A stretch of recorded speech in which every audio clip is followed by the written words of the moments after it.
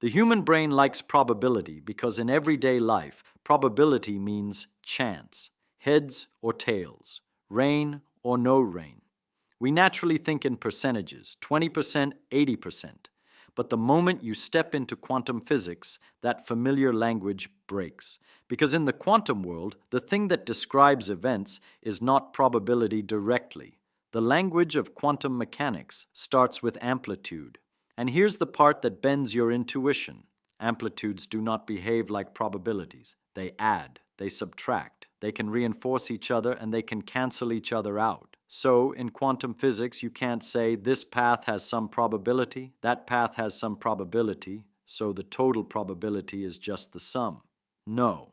Quantum mechanics doesn't work that way. Quantum mechanics uses a stranger rule. First you add the amplitudes, and only after that do you square the result to get the probability.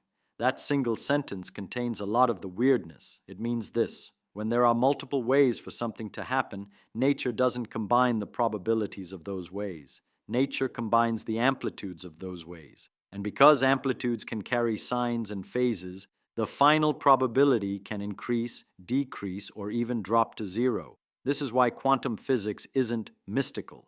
It's just that our classical probability intuition is too limited. Now let's go straight to the clearest example, the double slit experiment. Classical thinking says you fire particles at a barrier with two slits. Each particle goes through the left slit or the right slit. If that's true, the pattern on the screen should be the left slit pattern plus the right slit pattern. But in the real quantum experiment, when both slits are open, you get something else entirely, an interference pattern. Bright bands, dark bands, exactly what you associate with waves. The quantum explanation is this. There is an amplitude for the particle goes through the left slit. There is an amplitude for the particle goes through the right slit. Those amplitudes combine. At some points on the screen, they reinforce each other. At other points, they cancel. And what you observe on the screen is the probability density, the square of the total amplitude. Here's the crucial line.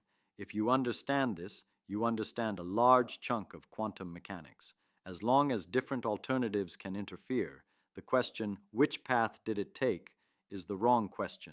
When you don't have which path information, quantum mechanics keeps the alternatives together in a way that changes the distribution of outcomes. So what is an amplitude? Why do we square it? And why can it cancel? Don't think of an amplitude as a hidden probability. It's more abstract than that. An amplitude is like a quantum number assigned to a possible process, a quantity that contributes to the final outcome, and it can be negative. Even stranger, in quantum mechanics, amplitudes are often complex numbers, which means they have not only a size but also a phase. That phase is the engine of interference. In classical probability, 30% plus 30% gives you 60%. In quantum mechanics, two equal contributions can cancel if their phases point in opposite directions. Here's an intuition. Imagine two arrows. If both arrows point the same way, adding them gives a longer arrow. If they point opposite ways, adding them shortens the result, possibly all the way down to zero. Amplitudes behave like those arrows. Length is strength, direction is phase. Now the obvious question, why do we square an amplitude to get probability? Because what we actually observe in experiments are frequencies. You repeat the same experiment many times and count how often outcomes occur. Whatever rule connects amplitudes to probabilities must guarantee that probabilities are always real, always non-negative, and always add up to 1. That consistency requirement pushes us to a rule. Probability is the square of the magnitude of the amplitude. This is known as the Born rule.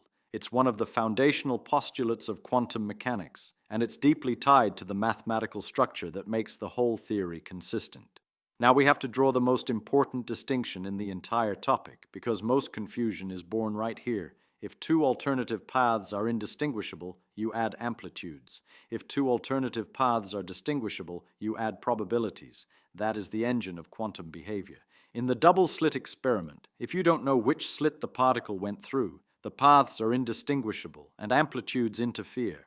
But if you place a detector that reveals which slit the particle used, the interference disappears. You recover the classical pattern where probabilities add. And notice what that means. The universe didn't get scared because you looked. The point isn't human consciousness. The point is information. The detector interacts with the system and leaves traces. Once those traces exist, the alternatives are no longer the same kind of thing. They can't interfere in the same way. Which brings us to the next question. Why does interference vanish so easily? What does measurement really mean? And why don't we see amplitude interference in everyday life? If amplitudes can cancel, why don't we see that in daily life? Why doesn't a thrown baseball take two paths and erase itself? Because in the macroscopic world, alternatives become distinguishable extremely fast. The environment constantly interacts with everything: air molecules, thermal vibrations, photons, tiny collisions. Information leaks out. That leakage effectively tags different alternatives, making them distinguishable. When alternatives become distinguishable, interference terms fade away in practice. This process is called decoherence. Decoherence doesn't mean quantum mechanics stops being true. It means the phase relationships that create interference become inaccessible and scrambled because the system is entangled with the environment.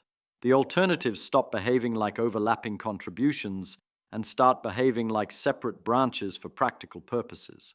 Here's a very Feynman-style way to summarize the rules. Assign an amplitude to each alternative. If alternatives are indistinguishable, add the amplitudes. Square the magnitude to get probabilities. If alternatives are distinguishable, add probabilities instead.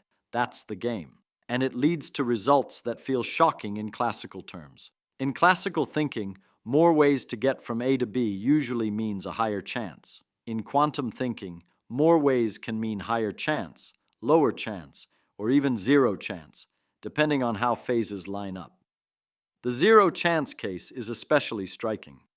Quantum theory predicts situations where something looks possible, but the amplitudes cancel perfectly, making the probability exactly zero. That's how selection rules and forbidden transitions appear in the math. Not by magic, but by cancellation. Now, what about measurement? A measurement is not a mystical act.